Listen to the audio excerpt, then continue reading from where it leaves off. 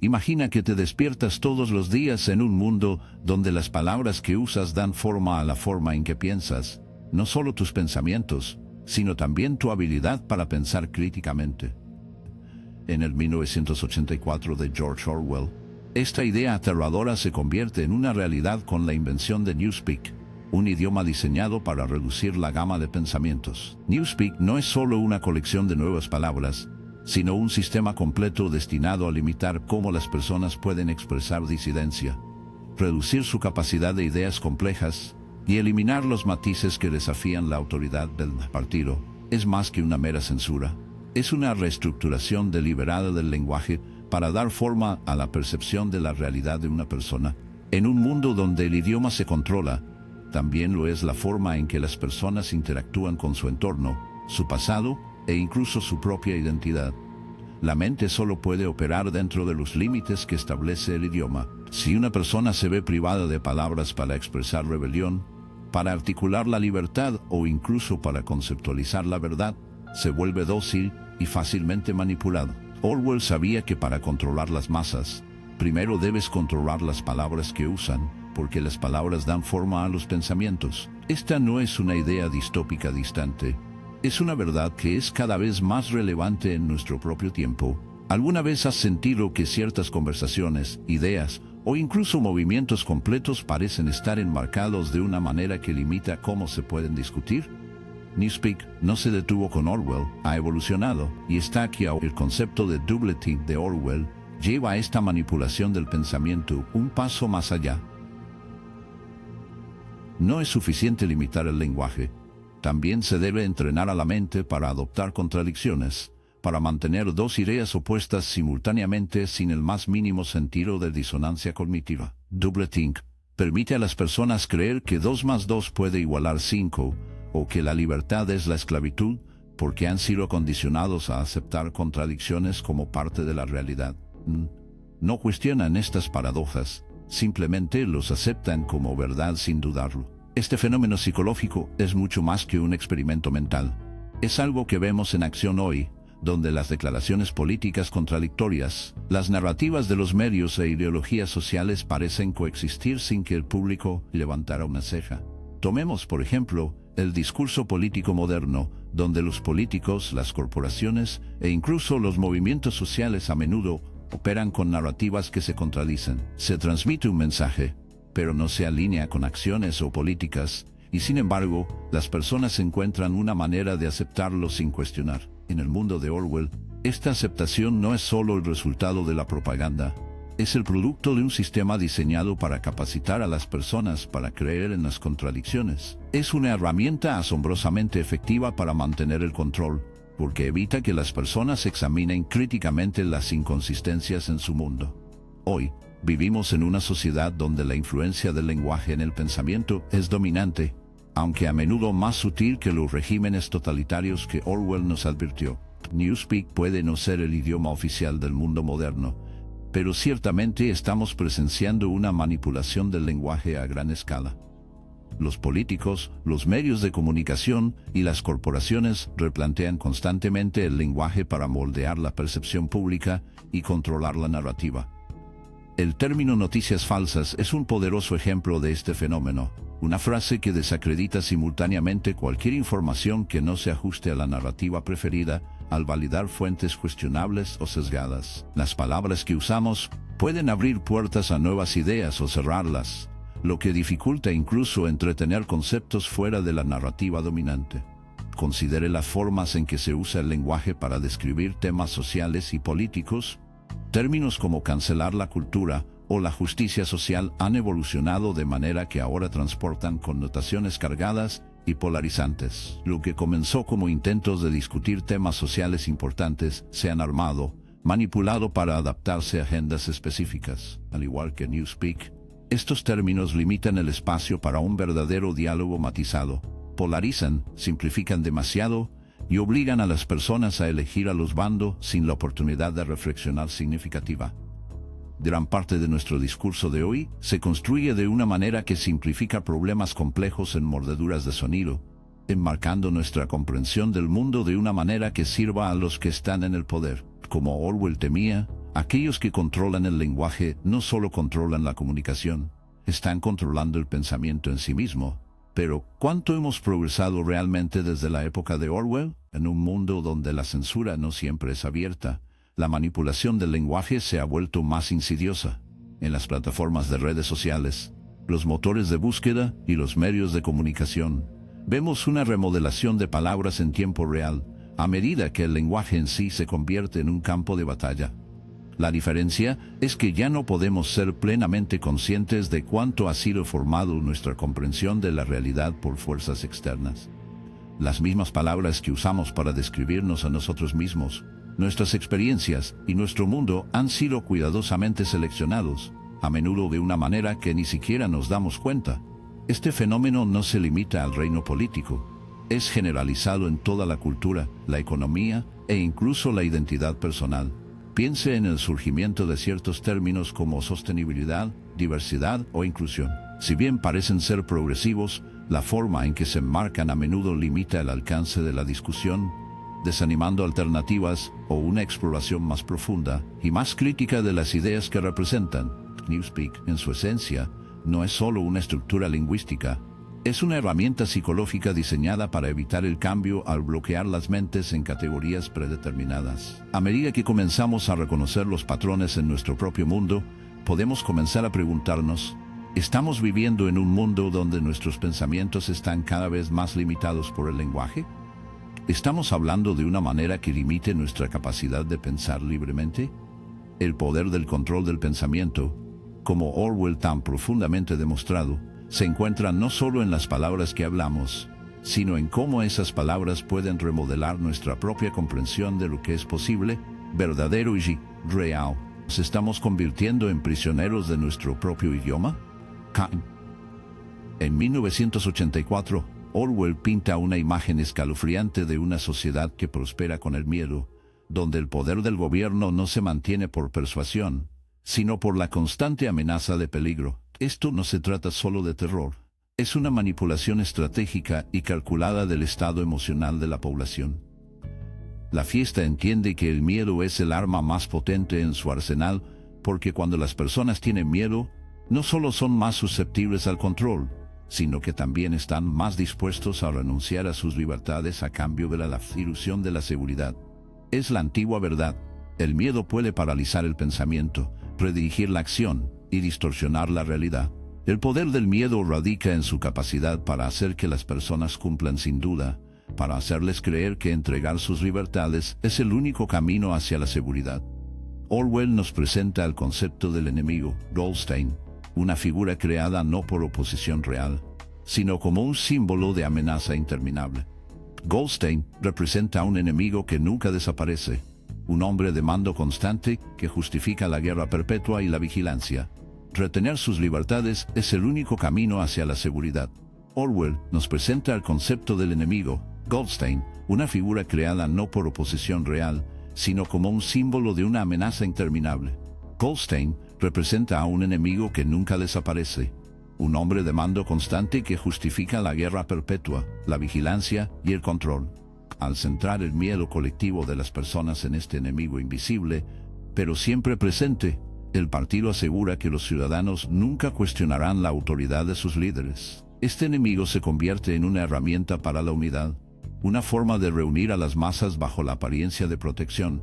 Pero la verdad es que Goldstein no es real, es una ficción, un arma de manipulación masiva. Este principio resuena profundamente en nuestro mundo contemporáneo, donde el miedo a menudo es empuñado por gobiernos, corporaciones e incluso medios de comunicación para justificar acciones que de otro modo parezcan indignantes. Mire cómo las crisis, ya sean reales o exageradas, se utilizan para justificar las invasiones de privacidad, aumentos en la vigilancia y la expansión del poder del gobierno en tiempos de guerra, desastres naturales o inestabilidad política.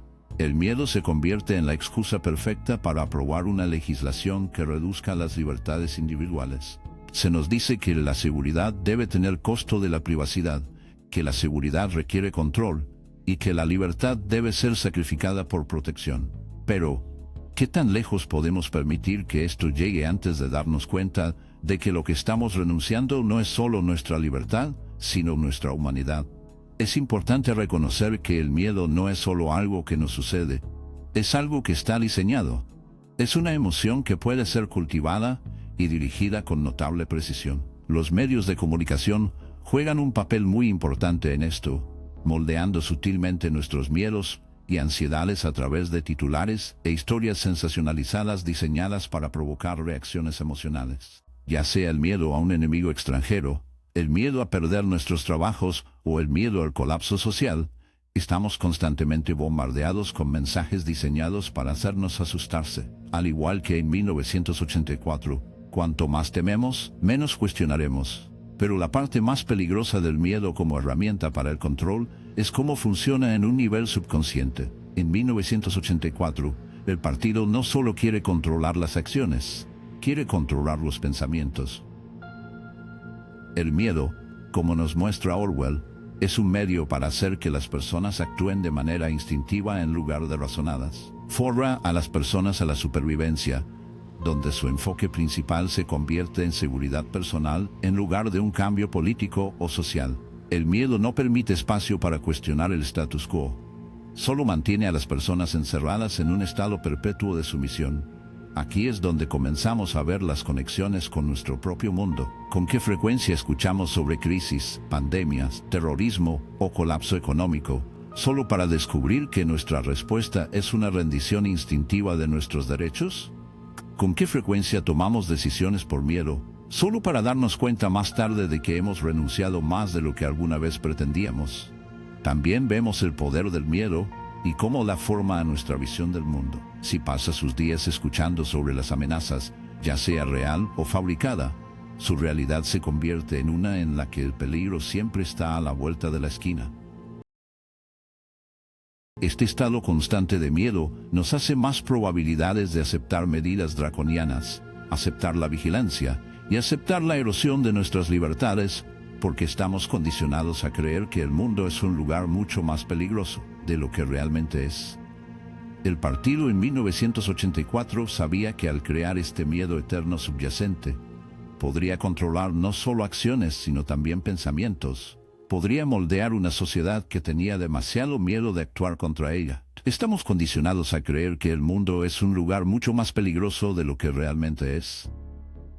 El partido en 1984 sabía que al crear este miedo eterno subyacente, podría controlar no solo acciones sino también pensamientos. Podría moldear una sociedad que tenía demasiado miedo de actuar en contra de ella, demasiado aterrorizada para pensar incluso en la rebelión. En nuestro mundo, estamos cada vez más rodeados por una cultura de miedo. Es un miedo que existe no solo en los titulares, sino en la forma en que vivimos nuestra vida diaria, constantemente preocupados por la inestabilidad económica, el colapso ambiental o la próxima crisis política. El miedo es una fuerza poderosa, y cuando se cultiva cuidadosamente, se vuelve casi imposible resistir. Es fácil ver cómo el miedo, cuando se manipula y amplifica, puede eliminar nuestras libertades y convencernos de renunciar a más de nuestra libertad de lo que alguna vez nos separaríamos voluntariamente. Sin embargo, la realización más aterradora es que a menudo no sabemos cuán profundamente se entrelaza este miedo en el tejido de nuestra sociedad. La pregunta es, ¿somos lo suficientemente conscientes de detenerlo antes de que nos consuma por completo? En 1984 de Orwell nos presenta el concepto aterrador de que la historia en sí misma puede reescribirse, no solo en el sentido de editar registros, sino también en borrar pasados enteros y reprogramando recuerdos colectivos. Esta manipulación del pasado no es una mera herramienta para la fiesta, es la base sobre la cual se construye su poder. En el mundo de 1984, el Ministerio de la Verdad tiene la tarea de alterar constantemente los registros históricos, cambiando los hechos para alinearse con la narrativa siempre cambiante del partido.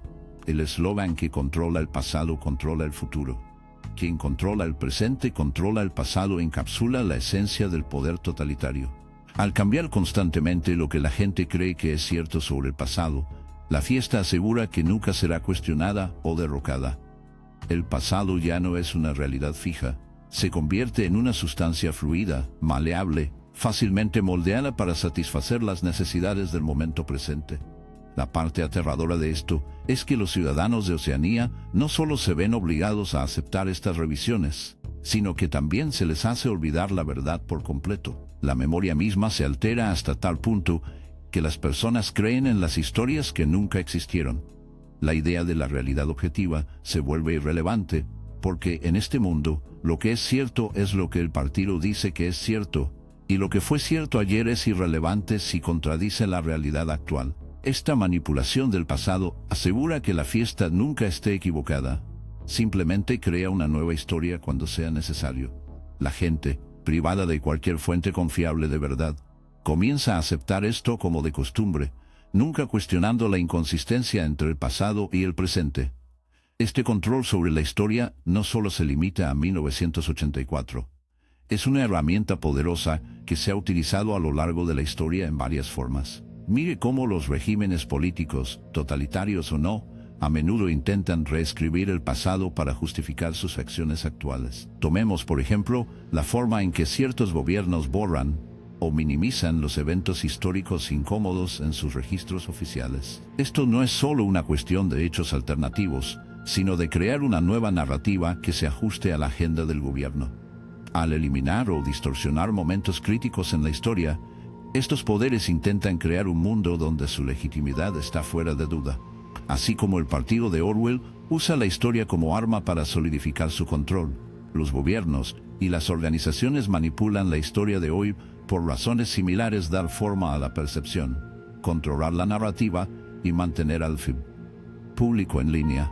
El surgimiento de los medios digitales solo ha hecho que esta manipulación de la historia sea más potente y más insidiosa. En el mundo de hoy, la información fluye constantemente a través del panorama digital: factores, opiniones, imágenes, videos. Se supone que Internet es el último depósito de conocimiento, pero también se ha convertido en un lugar donde los hechos históricos pueden borrarse, revisarse o distorsionarse a voluntad. Tome el fenómeno de cancelar cultura, donde las personas o las ideas se borran de la historia simplemente porque ya no son políticas o socialmente aceptables. A través de plataformas, videos y artículos en línea, se eliminan, se entierran las publicaciones antiguas, y las verdades inconvenientes están ocultas.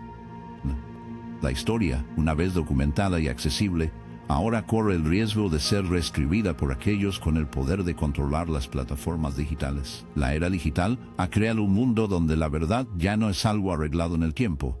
Es algo que puede reprogramarse, actualizarse y alterarse continuamente en tiempo real. Además, la capacidad de manipular registros históricos va más allá de solo editar artículos o eliminar publicaciones. Se extiende a la creación misma de la memoria. Cuando observamos cómo se informan o discuten los eventos en las redes sociales, vemos que la narración no solo por hechos, sino por aquellos que tienen el poder de influir en la conversación. Las plataformas que utilizamos para comunicar, los algoritmos que cuestionan lo que vemos y las voces que se amplifican contribuyen a la forma de nuestra memoria colectiva. El peligro aquí es que con el tiempo podemos perder el contacto con la verdad de lo que realmente sucedió, reemplazándolo con una versión de eventos que se adapta a la narrativa de los controles. Este proceso es tan sutil, tan gradual, que ni siquiera nos damos cuenta de que está sucediendo hasta que es demasiado tarde. La pérdida de una historia objetiva e inmutable también es una pérdida de identidad, y nuestra comprensión de quiénes somos, de dónde venimos y cómo llegamos a donde estamos se basa en la base de la verdad histórica. Cuando esa verdad se ve comprometida, también lo es nuestro sentido de sí mismo. Es como tratar de navegar por el presente sin un mapa, sin puntos de referencia, y sin una comprensión clara de dónde hemos estado. Nos arriesgamos a perder en un mar de versiones competitivas de la realidad.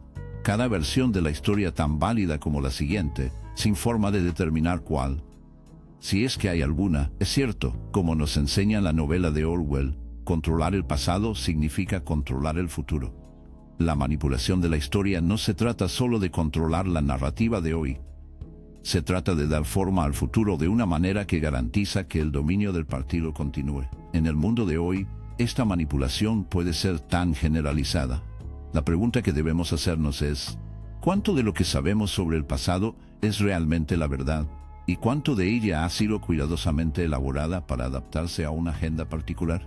En un mundo donde la historia se puede borrar, reprogramarse y reescribirse, ¿Cómo podemos asegurarnos de que mantengamos basados en la realidad de lo que realmente sucedió? ¿Y cómo podemos evitar convertirnos en víctimas de nuestros propios recuerdos manipulados?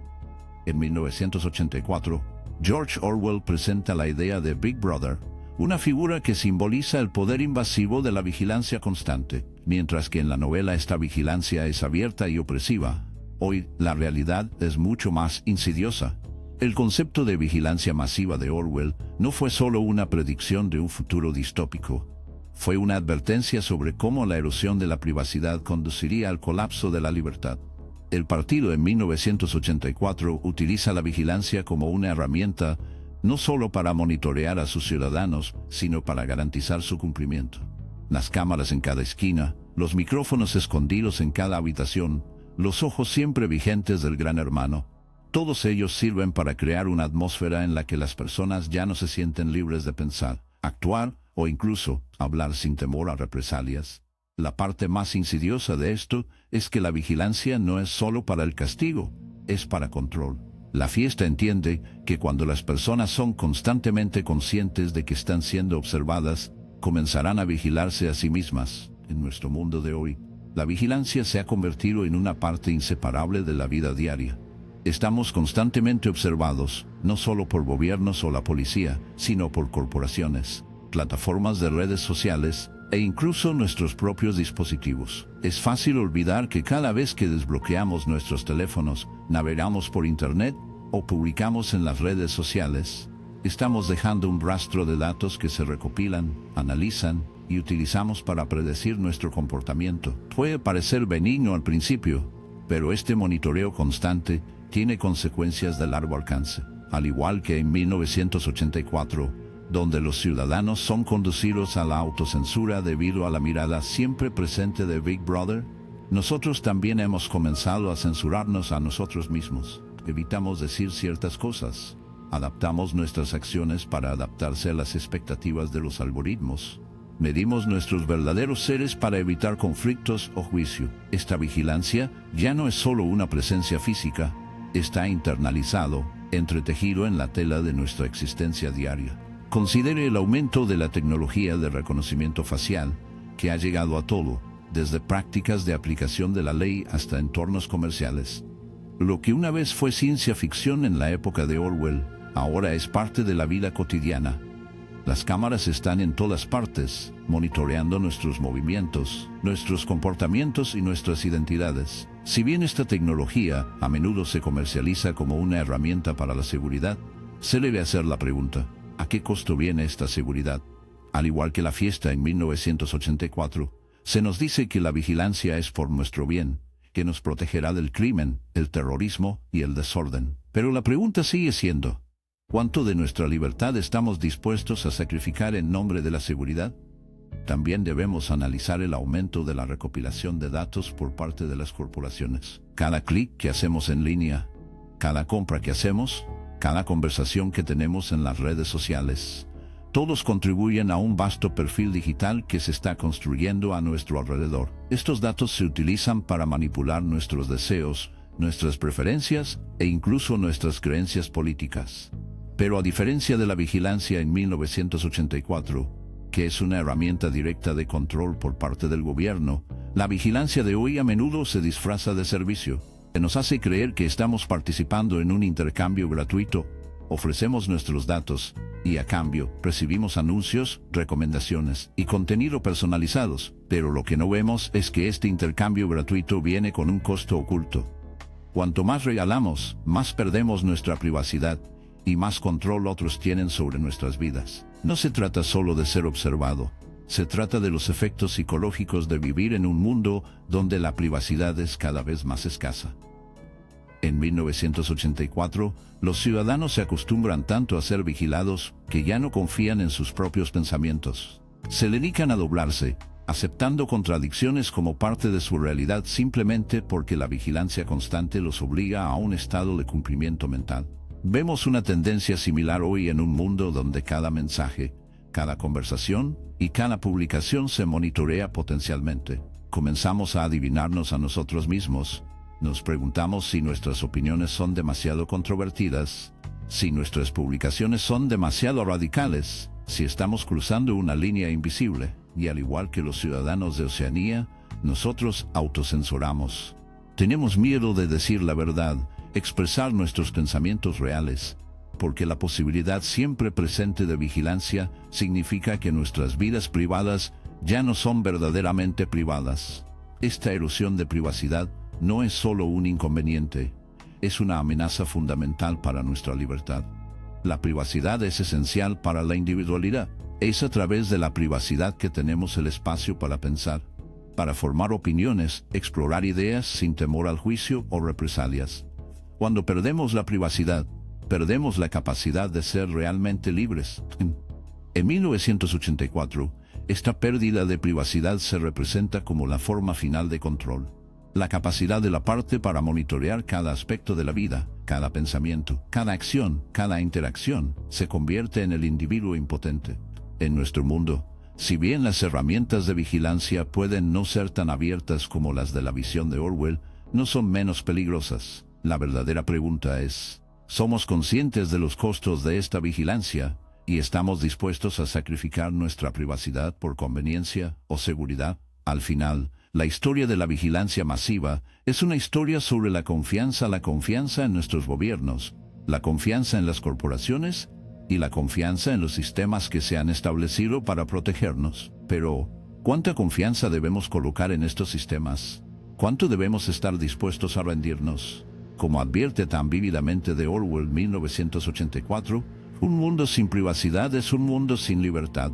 Depende de nosotros decidir cuánto estamos dispuestos a dejar que los ojos siempre vigentes del Gran Hermano, en sus diversas formas, dan forma a nuestras vidas y nuestro mundo. En 1984, George Orwell pinta una imagen de un mundo donde la individualidad no solo se suprime, está borrado.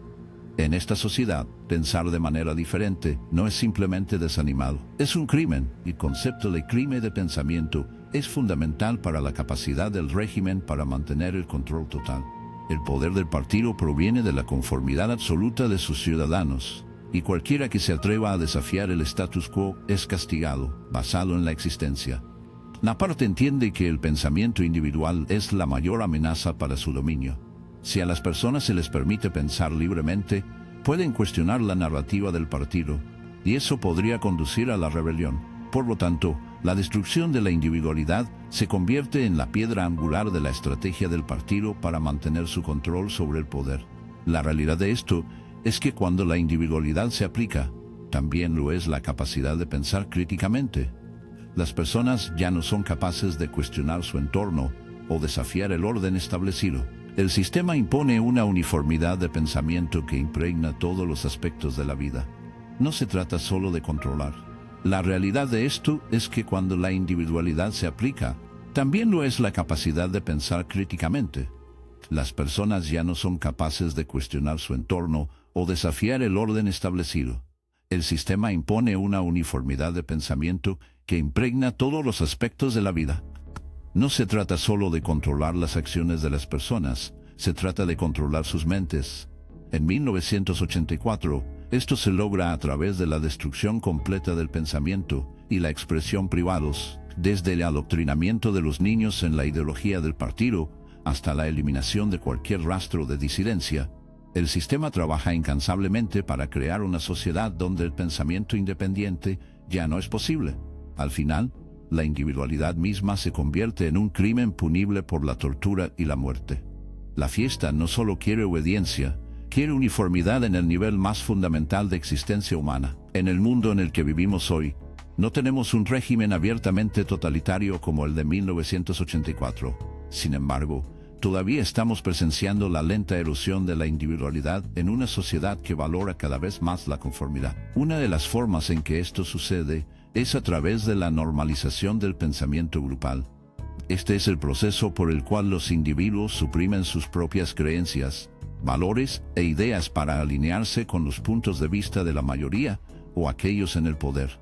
Ya sea en la política, la cultura o las redes sociales, existe una presión creciente para ajustarse a una narración en particular.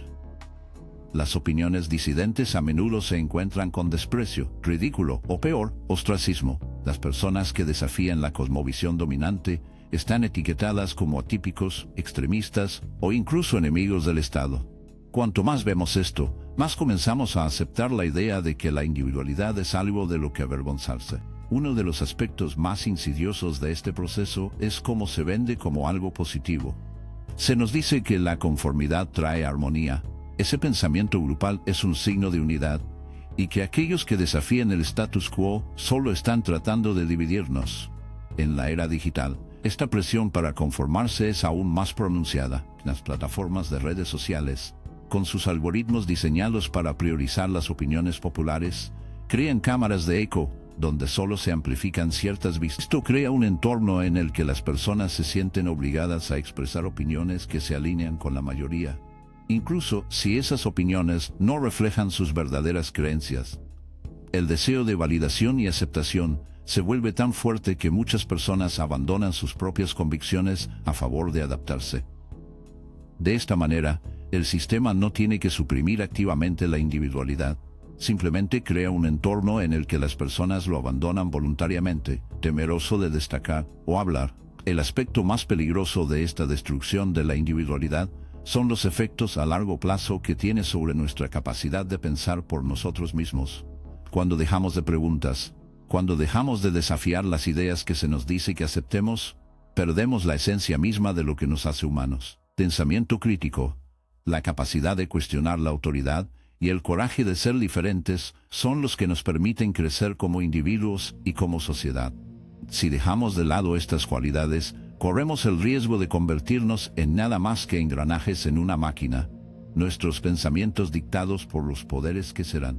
El 1984 de Orwell nos muestra que cuando se destruye la individualidad, el alma misma de la humanidad está en riesgo.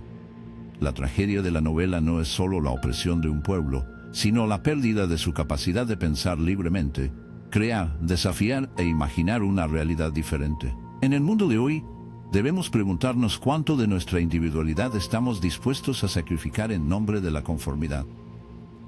Una novela no es solo la opresión de un pueblo, sino la pérdida de su capacidad de pensar libremente, crear, desafiar e imaginar una realidad diferente. En el mundo de hoy, debemos preguntarnos cuánto de nuestra individualidad estamos dispuestos a sacrificar en nombre de la conformidad.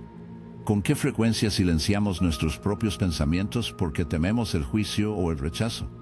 El aumento de la cultura de cancelación, la demonización de la disidencia y la presión para ajustarse a la narrativa dominante son signos de que estamos perdiendo nuestro control sobre la individualidad. Cuanto más permitamos que estas fuerzas nos formen, más perdemos la capacidad de pensar de forma independiente, defender lo que creemos y ser fieles a nosotros mismos. El mensaje de Orwell 1984 es claro: cuando dejamos ir nuestra individualidad, dejamos ir nuestra libertad. Así que pregúntese, ¿está listo para desafiar el sistema que busca borrar su individualidad? ¿Estás preparado para defender tu derecho a pensar por ti mismo? El mundo de hoy puede no ser la distopía exacta que Orwell nos advirtió, pero las fuerzas que buscan controlarnos y dar forma a nuestros pensamientos son tan reales como siempre. Si no tenemos cuidado, podemos encontrarnos viviendo en un mundo donde la individualidad ya no es posible. Si encontró este video que provoca reflexión, asegúrese de dejar un gusto, suscribirse y presionar la campana de notificación para que pueda unirse a nosotros en este viaje de profunda reflexión. No olvide, nuevos vídeos todos los días explorando las ideas que dan forma a nuestro mundo y nuestras mentes. Mantente curioso, mantente despierto y sigue cuestionando.